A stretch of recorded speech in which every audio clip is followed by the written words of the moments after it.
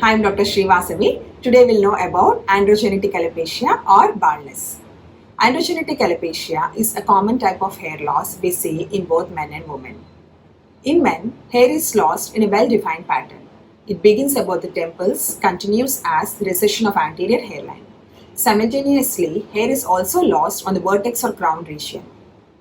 Hair loss gradually progresses to involve the entire scalp except that on the occipit region, giving it a bald appearance. In women, thinning of hair is seen mainly on the vertex or crown region. It is seen as widening of the central partition. Anterior hairline is maintained in women due to the presence of an enzyme called aromatase. That's why we don't see recession of anterior hairline in women. Androgenetic alopecia can present as early as teenage and the risk increases with age.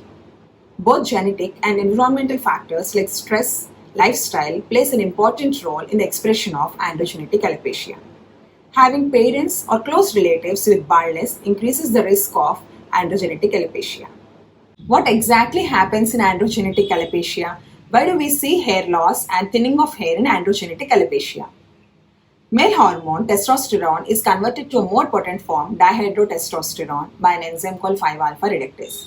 This DHT binds with the receptors present on the hair follicles, resulting in gradual and progressive shortening of growth phase of the hair follicles, which is seen as follicular miniaturization. That is, thick terminal hair follicles present on the scalp are converted to thin, short, vellus hair, which are similar to the hair present on the face.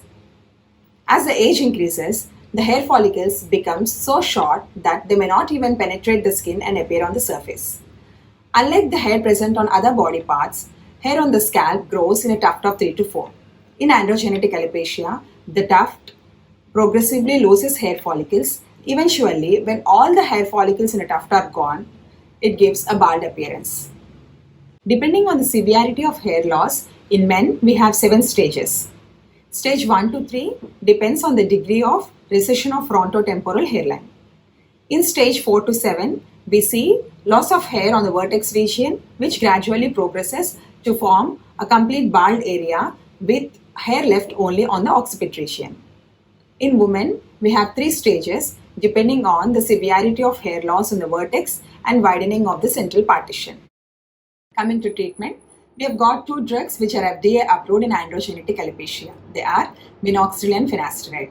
Minoxidil acts by prolonging the growth phase of the hair follicles, thereby converting thin vellus follicles to thick terminal hair follicles.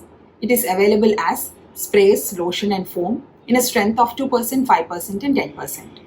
Some people may notice increased hair fall within 8 weeks of initiation of minoxidil. This is a paradoxical phenomenon. It occurs when the new hair follicles pushes the old resting hair follicles, you'll see increased hair fall. You should not stop using minoxidil. Rather, continuation of minoxidil, you will see visible results within 3 months. Finasteride is a drug which blocks 5-alpha reductase enzyme that converts testosterone to the more potent DHT form. Dutasteride is another drug which acts in a similar way. PRP and microneedling stimulates the hair follicles by increasing the growth factors, by increasing the blood circulation, thereby giving an additive effect to the medication. Hair transplantation or hair restoration is a surgery where your own hair is taken from the occipit or scalp region and transplanted onto the bald area. It can be done either by strip method or follicle unit extraction method. Hair transplantation is done only if you have enough donor area, that is at least 40 follicular units per centimeter square.